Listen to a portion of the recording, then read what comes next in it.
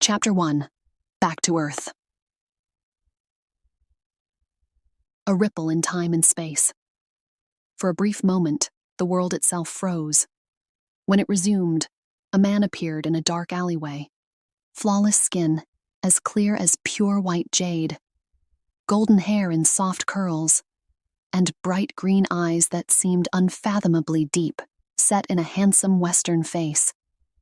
The man brushed off his pristine white robe and muttered, "I'm back?" He blinked and then took a look around.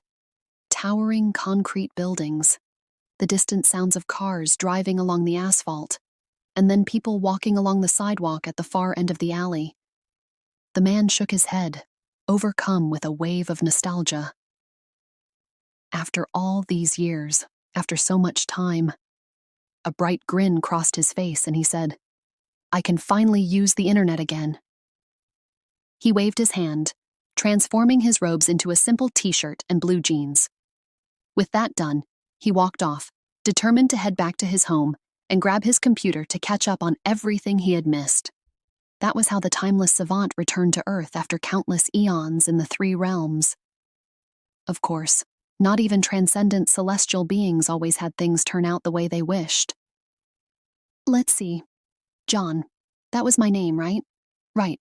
John Smith. Generic as can be, but easy to remember. The handsome blonde man muttered to himself as he made his way down the streets. A young woman with black hair gasped and turned to stare. The timeless savant, John Smith, glanced at the woman and nodded in turn. She blushed and quickly started walking away. In her haste, she accidentally bumped into the side of a building. It looked like it hurt, but she shook it off and made a quick escape. John ignored her, still recalling his foggy memories of the past. Let's see. I was touring China. I picked up that old jade talisman from that antique shop, and then I arrived in the three realms. He glanced around and said, "From the people here, it seems like I'm still in Asia, but it doesn't look to be China." The city was similar, packed buildings and crowds of people walking around. However, the language written on the signs and drifting in the air wasn't the same. "Seems like Japanese?" John hummed and said, "That might be a problem." It seemed like his dimensional calculations were correct, but he was off in his spatial coordinates. It was within the margin of error, of course. Much better than the other times in the three realms where he teleported into the ground or into spatial rifts. Still, that was a minor problem. His belongings would still be in that random hotel back in Beijing, and his home was all the way back in the United States. It would definitely be possible for him to cross the seas. In fact, it would be trivial. However, the point of returning was to leave that sort of thing behind, so he was reluctant to do something like that. John looked around, contemplating on the next course of action.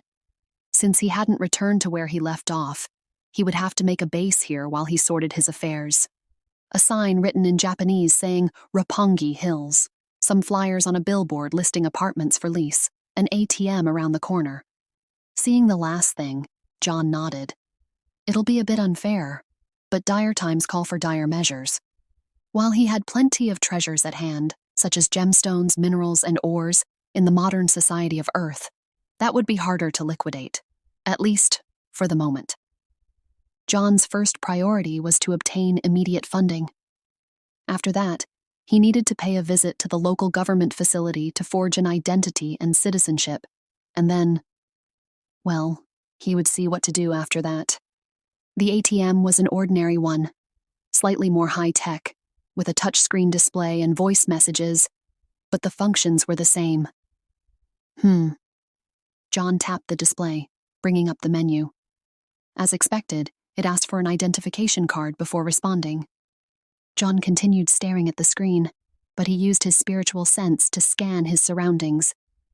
There were a few stray individuals walking around, mostly businessmen and students. A few glanced his way, but whether because they were intimidated by his foreign appearance or otherwise, they left him alone. In short, he wasn't under heavy supervision. Realizing that, John lightly tapped the ATM screen again. But this time, He sent a thread of his spiritual energy within it. Delicate circuitry, sophisticated programming, but still not as complex as the universal principles or the celestial formations he had to deconstruct in order to kidnap the imperial princess. And so, it didn't take long before the ATM started spitting out currency. 10,000 yen bills started dispensing in the tray below, forming a small pile. This time, people started to pay attention. In the distance, John noticed a police officer make his way over.